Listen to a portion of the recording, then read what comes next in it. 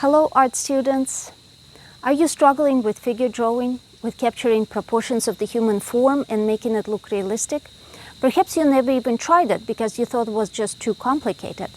And indeed, it can be complicated, but the best thing to do is ease yourself into this process. And I'm doing just that with my student in this video. This is her very first figure drawing lesson. We are going to the Huntington Gardens and Library, where we'll be sketching from sculptures. I am explaining everything from start to finish on the construction of the figure, how to capture proportions, find center of gravity, and even how to do perspective on the pedestal that holds the sculpture up. The quality of the video itself could be better. We're standing under the trees in the dappled shade, so the light on my sketchbook, I wish I could do it better, I admit. If you have any suggestions on how to make it better, definitely let me know in the comments. Also, don't forget to click like on this video, share it with someone, subscribe to my channel, support me on Patreon, and visit my website to buy a painting. Until next time!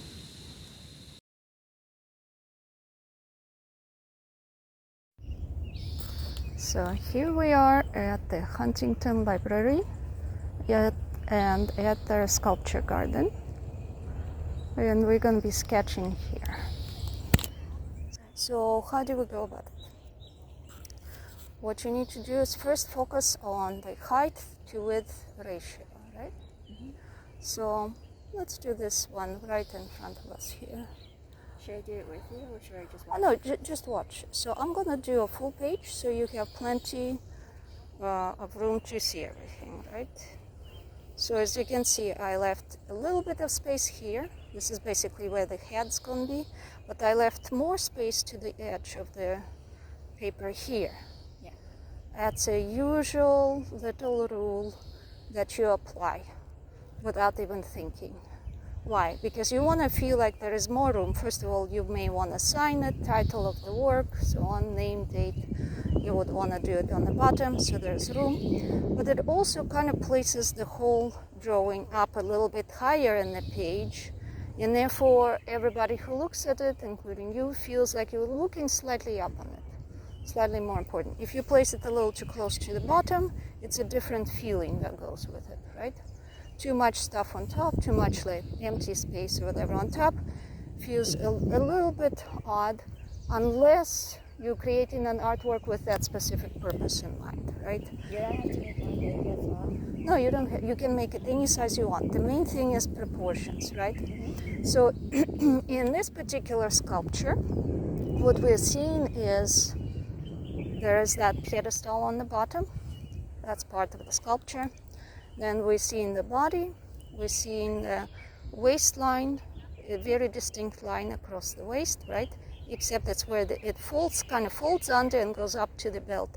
So the waistline that we see distinctly is kind of lower than its actual waist. Then we see the hands folding, arms. Actually, we don't see the hands, they're gone. The arms are folding, right? We see a big shadow created under the arm, where the elbow is folding.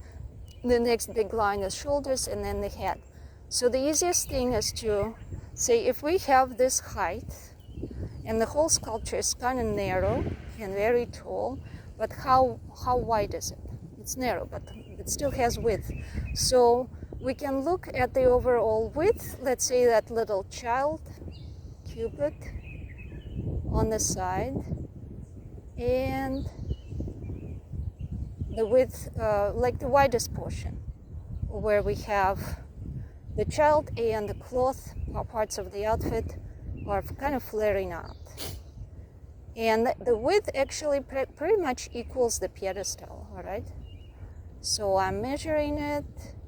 It looks like, this is what it looks like to me. If I divide this in two halves, we'll have a sort of center of symmetry, even though the figure is not exactly symmetrical. It will help us ground it and have that center of gravity in there. So compared to that, the overall width of the sculpture it's almost 4 times fits into the height, almost, but not quite. right? Just a little bit shorter. So we can say like, all right, if we can guess the width, or we can even divide it into like 2 halves first, right? So this is a half and half. Then we divide that into halves again, right? So is this good? That's good enough. All right. So these are our halves. We now have 4 pieces. And what did I just measure? I measured the fact that the width of the sculpture at its widest fits almost 4 times, but what I'm seeing is the 4th time is shortened. It's not a full 4th time. So I'll shorten it right now. See? So now I got my proportions. You see, I estimated this width. If I make this into a square, a very loose square, it looks pretty squarish, right?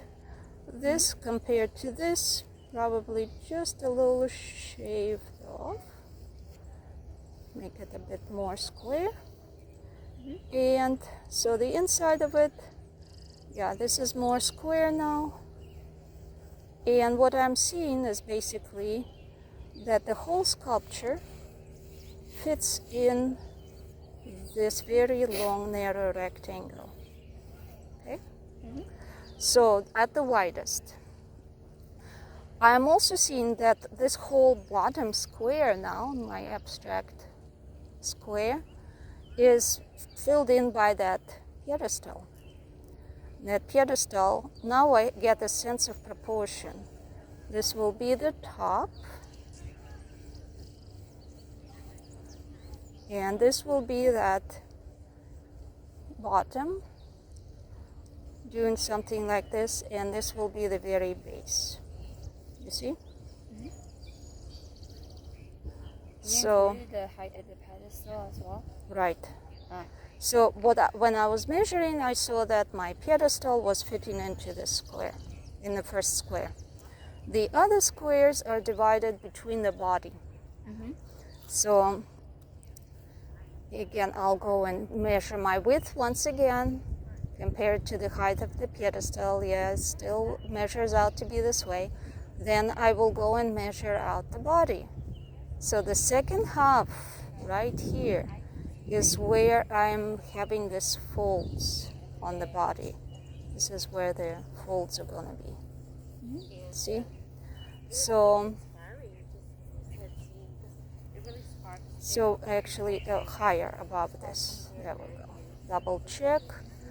So basically right here is where my folds are coming to the widest portion of the sculpture. See? That's that part. And over here, a little bit short of my boundary, it comes in. So this will be the sort of like the skirt part. Okay? So this is my skirt part, doing something like this. And under the skirt, right under the line of the skirt, is where the child is forming. See how I only now have between here and here to fit the child. Yeah. And because I have that proportion, I can now start estimating what the child is doing and the child's body, right? Yeah. So now I can go and see where the child's body, what kind of proportions there are over there. The strongest thing is, for example, that elbow, right? Where the elbow makes that turn. If this is my whole child's body, from here to here, then I see that this is about half from here to here, and his elbow is definitely above half. So his hand is turning, his arm is turning, doing something like this above that half. There is that big shadow. Then his shoulders are forming right here, and then his head is right here. His entire head, including all the hair and everything, hair is kind of flaring out, but I'm going too far now. That means like this, the body comes kind of down to here, and out of here comes out his hips, his leg, and it's coming down over here, and the second leg is overlapping it. So for now I'll just make it very straight and worry about all the details later. You see, that's where the child is. So that's all figuring it out on basic proportions. So because I placed this turn of the folds of the skirt right on that half, because I already figured out that this and this are two halves, at least approximately, and this is close enough for what we are sketching and doing. So where do we go next? Next we need to figure out what is happening now over here and over here, right? What fits in there? The whole head fits in here somewhere, and it kind of faces up. And then the shoulders. Shoulders are going to be very defining. Also, if you notice, the center of the pedestal here, the center, that's why I placed it here, remember? For that center of gravity. The center will be going through the center of the pedestal. No questions about it. Even though this portion here will have a bit of a shadow, that's the three-dimensional part of it, right? Yeah. This one has a very mild turn. This has a strong turn. That's all fine, but the main thing is the center. What we need is the center between this part that's in the shadow and this edge that's in the sun, and all of this is background. Yeah. See, this has to be half and half. Once this is half and half, you know this is the center of the pedestal. You bring it up, you know this will be the center of gravity for the entire sculpture. If it isn't, the sculpture will not be stable and it can fall over. Same thing happens when people stand, posing and what have you. They have to stand in such a way that the center of gravity is the actual center of how they stand or pose. So, all right, so since we're bringing this up, you can definitely look at that sculpture, bring your pencil up, line it up, and see the center lines up with where? Right in here, this part, right? Right, the center of the neck where your collarbones come together. So whatever is happening to the head has to be positioned in such a way that the center will be the center of your collarbone, neck, and then the head sits on top of that, right? And that means the shoulders are going to be doing something through that collarbone. So let's get our proportions. So since I already have this half, I see that the part of the, like I was calling it the waistline, that is lowered, is kind of coming closer over here. That's approximately, has sort of like this V shape, and that V shape seemed to be right on the center of gravity. This V shape, the overall body is still coming in, but just above that V shape, it starts to open up, and then it opens up to the widest portion, which is the shoulders. So let's find our proportion to under that elbow. Under the elbow? Yes. So you know where to place the elbow? Yeah, so what I'm seeing is that this proportion to here is basically the same, right? And when I bring it up here and I have this other measurement here, I see that my elbow is just below it. Yes. And so I will put this V here for my approximate elbow. All right? So now I know that the shoulders are definitely above it. So where I put that approximate line, that is sort of good, right?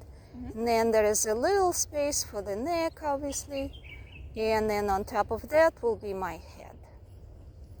So what I need to now see is, by placing my head over here, will I, and this seems to be like more centered for the center of gravity, is this going to be the proper proportion of the head to the whole body? So I've done this sketched in, so I'm going to go ahead and now measure my head and see how well it fits. Let's say into the torso and how it lines up with other things that I already sketched. So if I measure this distance here, I look down here, this is where it comes, and what I'm seeing over there is like it's the top of the arm. So what I need to do is I need to make sure I lower this. This is like under the chin kind of area, and I include that in my proportion of the entire head. And then if I measure it down to here, it definitely comes to what seems to be going to be my future top of the arm, right? You know, when you also look at this, you also keep in mind of the human anatomy in general. Correct. Like how people are usually like 7 to 8 heads. Right. Same Exactly. with the arm, that's kind of like one Right. head. And so what I already did is I measured this head. I put it in here. I saw that it comes to somewhere at the top of this arm. So that's your 1, 2, right? Yeah. Now we can go, okay, 1, 2, 3, 4. And 4 comes to the top of this folds. So if you're measuring that and you're duplicating that on your sketch, then you're definitely going in the right direction. Yeah. So this is exactly what I'm seeing. Here's my head. I just measured it again in a side measurement. I see that my head comes in here. The hand arm is right here. My head goes slightly below, and then it goes down here to just below this fold. You see why I'm focusing on this fold early on? Because it's kind of like, it looks like a major divider between the torso of the body, because it belongs to the flowing top, and the legs. All right, so now that I've done that, I can now give it a little more shape here. So here's the child. We give the child some room. This will be her upper part of the leg, right? Like the thigh going up to the hip. And the hip's going to be right under this fold. What do you think is going on with the left leg? It kind of looks like detached. So there's a child's leg, and her leg's hidden. Her leg's hidden? Yeah, her leg is going back. The leg to which the child clings is actually going back. And she is stepping forward. Oh. Yeah. So then I'm going to connect this. See, this angle is similar to this angle here. But as that leg goes back, it has like slight curvature because it's a hip. It's a kind of muscle, how it wraps. And it kind of goes toward this center here. See, it seems to be following right to that center. And on that center, up front in the pedestal, is that foot, her foot that comes out. It's like she's stepping forward, but then the other leg is going in the opposite direction. By the way, if this child's arm is positioned correctly, you can see how it leads you, the angle of it, leads you to the knee, right? Oh. And the knee of this leg is just below all these folds here. And it's quite a bit of a kneecap here that's visible.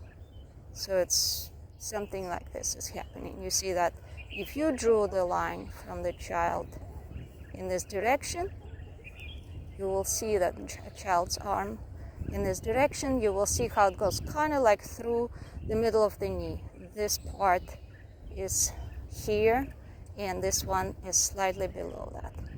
So, and this fold seems to be, even though it seems like it's waving in the wind, this fold seems to be also somewhat connected to this leg. Why? Because it has this angle, as if it's formed between these two legs, right?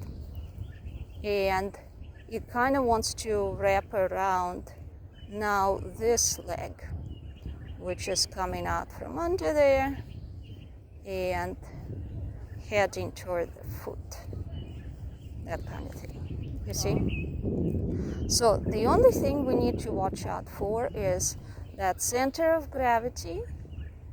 It needs to go between the legs, definitely. And this leg shouldn't be going too far this way, and this one shouldn't be going too far this way. So I'm going to move this a little bit closer, not quite as strongly of a curve, so this leg doesn't look too massive.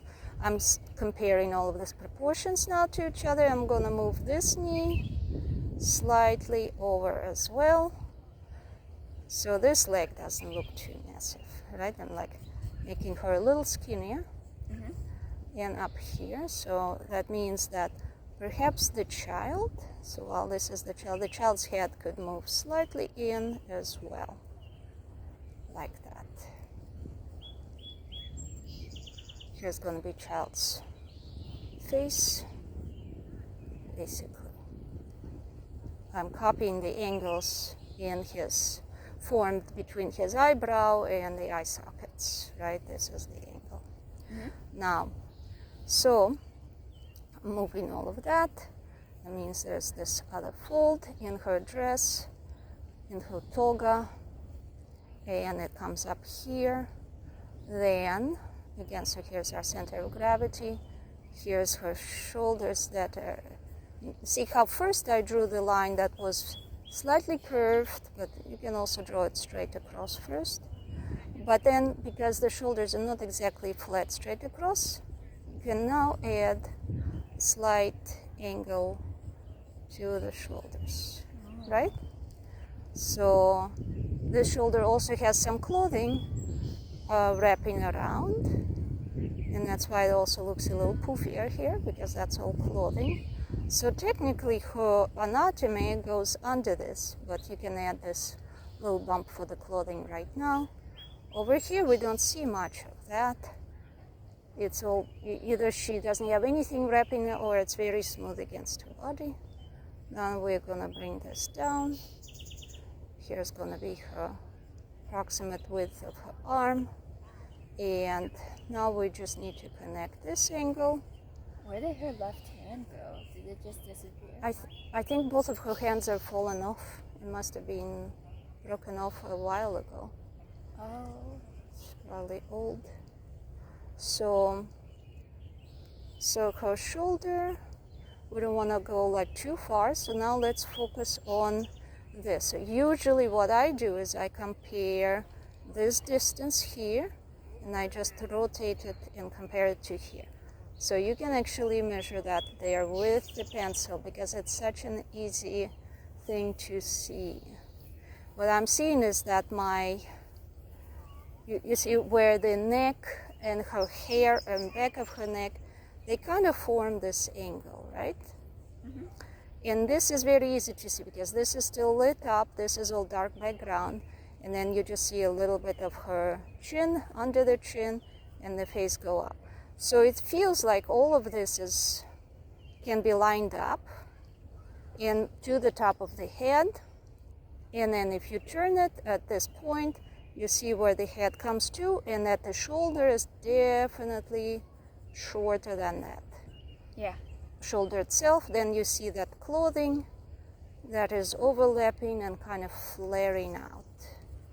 But how far does it flare out? It actually doesn't flare out as far as this line, which is our main proportion, the main width. So, because the widest portion of the sculpture is still right here, between these points, all right?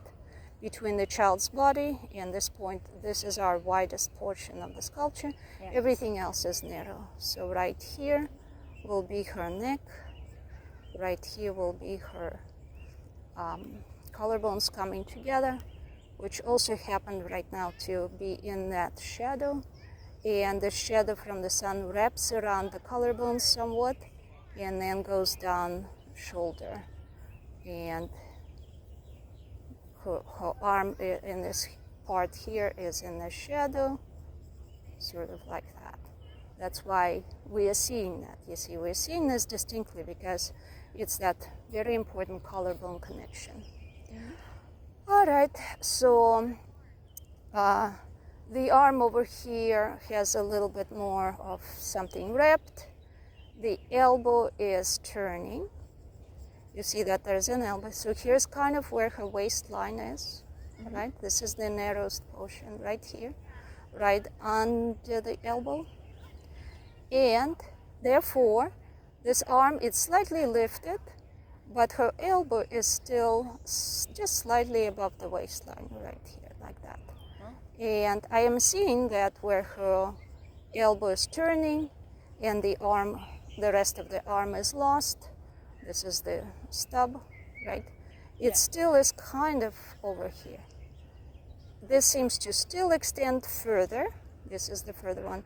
And this one comes in just a little bit this way, right? So that's how we know not to extend it too far, because we're trying to contain everything within these two lines, okay? So now we can approximately get the head in. You can even transfer the angle. You see that this is, she's looking up. That's why she's very close to being a full profile. This is the top of her head. This happened to be the hairline here, happened to give us the tallest portion of her head, the one that comes up the highest. Everything else starts sloping down, and her hair is kind of forming this shape here. I see it's coming to the neck, it's going in back of the neck, it's turning up at this angle, then it's heading more toward the head. She probably has something that looks like it's piling up here, and a little sort of one additional thing you hear in the back. But this angle here is connected to here. This is like one portion of her hair. It's where her hair is forming this shape.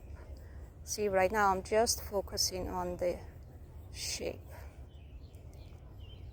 not focusing on any details. All right?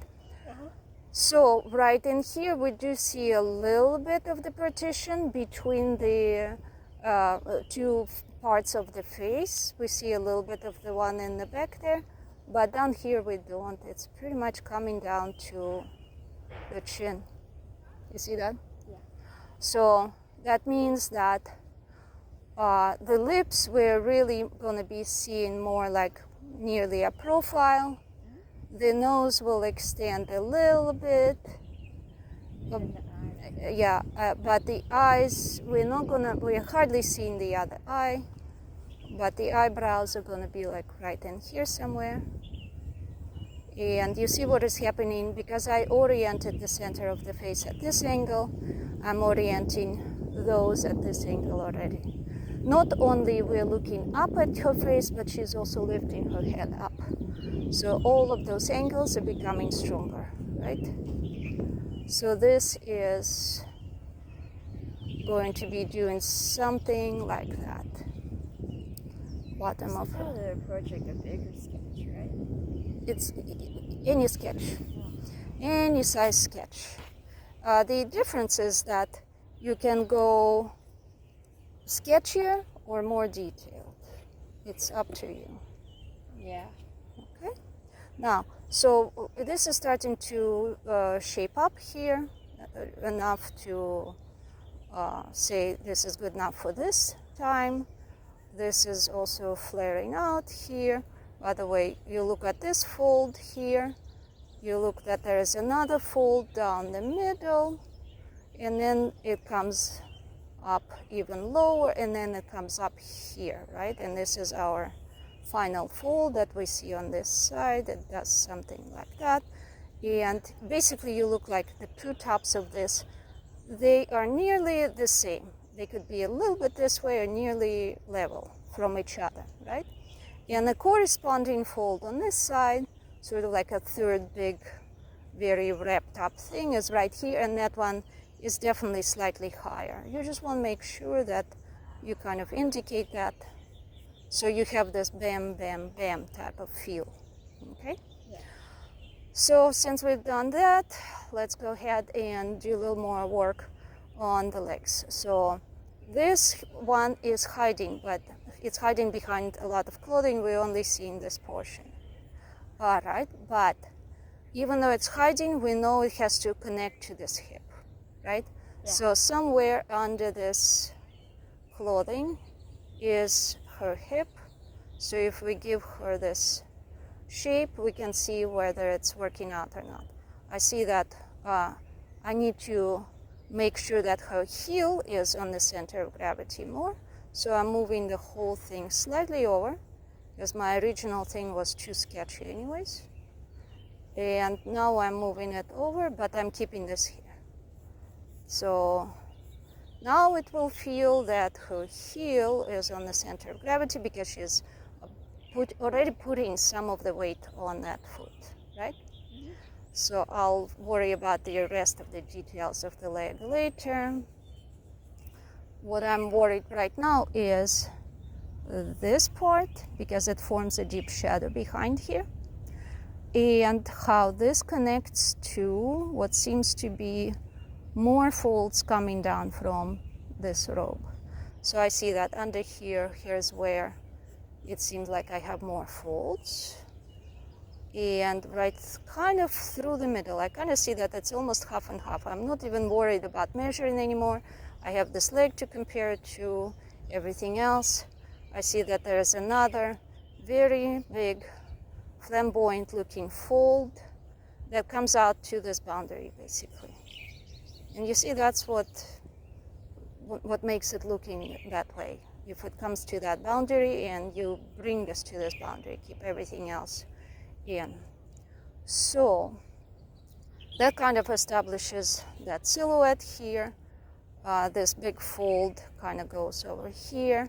Now I just need to make sure that this distance here is not too massive, not too wide. So it's proportionate to everything what I'm seeing. I'm seeing my leg. I'm seeing that I can bring this a little bit in, make it a little bit narrower. And if I do so, it seems like this dark spot that will be my shadow is about what I'm seeing in there. So I'm going like, okay, this is good. So this is definitely higher than the foot. So I'll position it here. And what it's also giving me, it's giving me a very good thing. It's giving me the edge of my pedestal, because I'm seeing that while the foot comes right to the front of my pedestal, right to the edge. Here there's a little bit of a distance, and right under here is where the pedestal turns and goes into that shadow. See? This is where my turn is happening. The top of it is fairly massive. So I'm going to indicate it right now. And I'm going to check out the angle. Yeah, angle is about right. And see, I'm seeing very little bit of it, because the whole sculpture, whatever else is going on in the back, is like all fitting down there. So something like this is happening. This is the edge of my pedestal here. That means that the other side of it is going to be right here. So let's double check. Right, so we compare it to the feet of the child, and I see that it really is very similar. Here are my feet, right? So we can bring the feet of the child just a tad lower, and I see that one of his feet, or maybe even both, are hanging off slightly. See? So that means this distance is good, so I'm keeping that. I'm going to give this a bit of an angle, because it's turning but very mildly. I'm gonna give this an angle, and there'll be that decorative detail that I'll worry about in a little while. Right now, I'll just bring this down here to scope out the proportions. But that also means that if we have this angle here, Then we have this angle here, right? Where's our eye level? Our eye level is kind of above here a Yeah, little bit. exactly, right? So somewhere between here and here. Yeah. If you were to walk up to the sculpture because you were not sure about your eye level, that's what you do. Walk up as close to it as possible and see where it hits you in the eyes, right?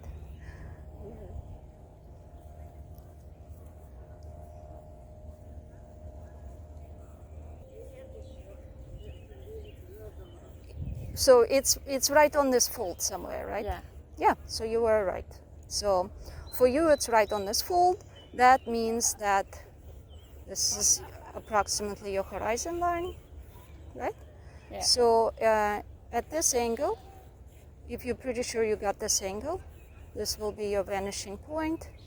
Means this one will be going right here. So my initial angle was not bad.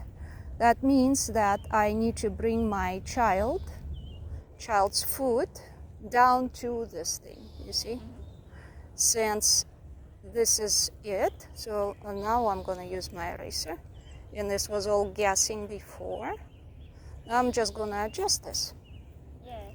So the child's shoulder comes out to this line here. This is our edge.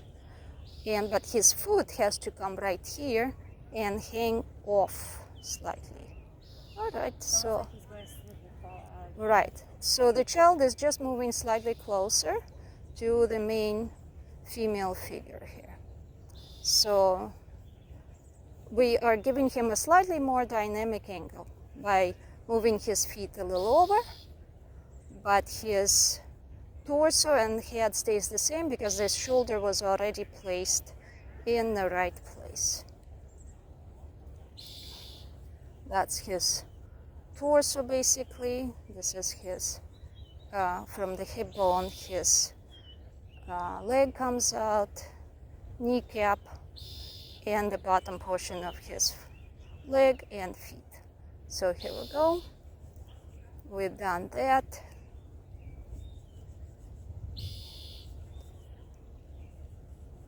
And I'm already sketching in a little more detail on his legs. So between here and here, we have a bit of a distance. We have her heel coming down over. We have her ankle. And then we have deep folds. And another fold that comes from kind of over the knee. This is where they part, right?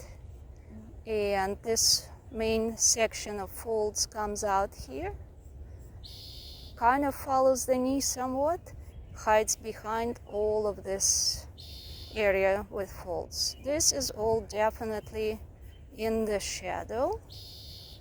Here it somewhat comes into the shadow, comes out into the light, goes back in the shadow, gives us a little bit of area in the light again. And right here, this part also hides into the shadow. So now we have these shadows to sort of compare to our light. And now we can bring this over. It also has some width to these folds. And it goes toward child's leg, and right above his knee, it overlaps his leg, right? It kind of overlaps it over his knee and somewhat over his torso. And I'm also comparing it to this big fold here. They are almost level, except just a tiny, instead of being completely straight across, a tiny bit of an angle. So I'm placing it right here, and I'm connecting it to over here. So now I have this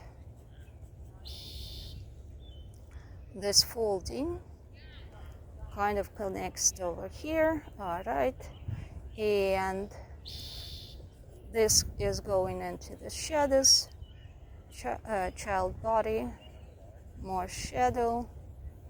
This is somewhat in the shadow, somewhat in the light, and all of this is, I can actually raise the head just a tad here. We'll be more precise because this folding comes right slightly above the child's eyebrow level. So now I'm going to perfect, add a little more detail in here. And this goes with the leg. And down here, make this fold a little less so it's not so strong, not quite so bumpy.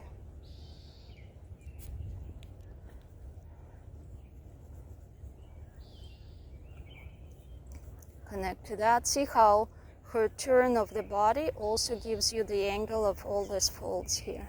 Yeah. Might as well throw some in now.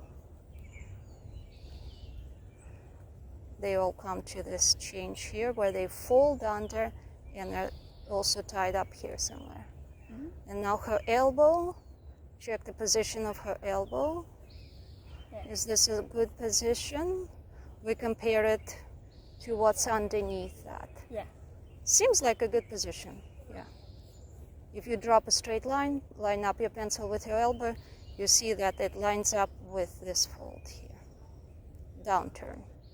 And that's good. Then out of here comes out another fold. And so now we can do her hand, her arm, sorry, which stops where it encounters this. It cuts off. Right, this is her underarm area for this area here. There are some folds. Most of the things here are in the shadow, and we'll just cut it off right here because it seems like it's stopping here. So more muscles here from the elbow, right? Mm-hmm. Then becomes more narrow. Right here we have some muscles, but it's now starting to be a little easier to tell because we placed all the proportions correctly. She looks very physically fit. I wonder what kind of exercises she does. She's an athletic woman. Yeah, she's healthy. That's for sure. So basically you see that one muscle is making this shadow here, right? Yeah. Another muscle underneath there. Might as well go with the shadows now. Right, you're now looking at the shadows only. They are basically telling you what kind of muscles, where they are, and so on. The elbow comes under here. And now you can start working on making these lines more flowing and more interesting, beautiful, and so on. One thing, so basically look for all those connections. One thing I didn't do is I think this is ear, her ear over here. Her ear's a little hidden though. Yeah, covered mostly by the hair, but there's a little light spot over here where it seems like the earlobe would be. So basically line this up, create your shadow. Shadows wrapping out with the face, and so you can start shading everything in here, minus the ear, minus supposed ear. And if you don't know what it is, you can just walk up there again, right? Just walk up there and double check. What is it? Is it the ear or is it something else? And that's pretty much it, right? There's a lot of light on her face right now. And because of that, it's a little bit harder to tell the fine details in the face. But perhaps by the time you get to the face, the sun would have moved a bit, and you will be able to see a bit better. But basically it's something like this. Don't make her nose too big, okay? Mm-hmm. On such small scale, it's always easy to overdo it. The proportions were like 1, 2, 3, 4, but not completely 4. I had the pedestal, right? Yeah. As 1. Then under the pedestal, I counted as going up there a bit. Then I counted this under the main fold here as 2. Then this was 3, just above the arm. And this was 4, but her head came slightly shorter. All right, so I'm gonna stop this and you go ahead and start sketching. Don't forget about the rest of the pedestal connecting to that vanishing point. Okay? Yeah. So that means everything in it. And this pose, we are in a lucky position because we can connect everything pretty much. So check out that. Remember how I found this part here? Yeah. Because of this fold? And then this extends only a little bit. Then this shape here is fairly easy, it's kind of curved. But where is the very bottom, right? We need to make sure that our very bottom of the pedestal is wider than the top portion. They always make pedestals wider on the bottom than on the top, always. Otherwise your sculpture falls over.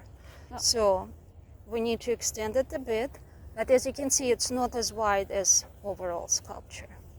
So if we say this is, we drop down a plumb line here, we move our pedestal slightly wider, that means that we have to, like if this is the bottom, we have to make sure that on this line is where we connect this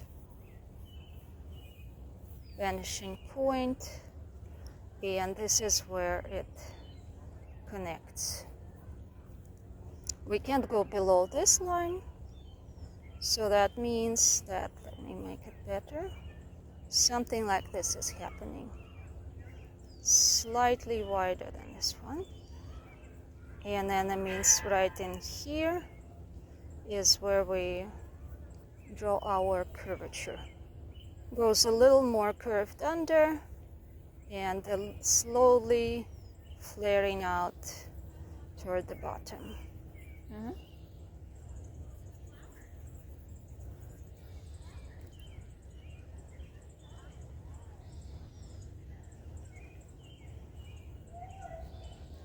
The good thing is all of this is hiding in the shadow, so for our sketching purposes, all you need to do is just show me main directions more or less correctly, and then everything can be done Caravaggio style, blended with the shadow.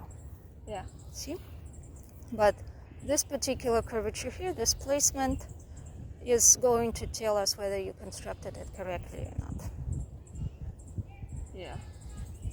So going in the other direction, we're not as lucky because our vanishing point in the other direction is too far out of the picture. I guess one of the advantages of this unfolding sketchbook, like I have this whole other half here, so if I really wanted to, I could start drawing lines all the way to the other page. But even that is not going to be enough. The other vanishing point is just too far on the other side. So we will have to be satisfied with this vanishing points and be happy we got that. Yeah. Just be sure you got this mild angle. You got this angle slightly going up because we are looking down at the pedestal, right? We're looking up at her face, but we're looking down at the pedestal. And because of that, these lines are also going slightly up.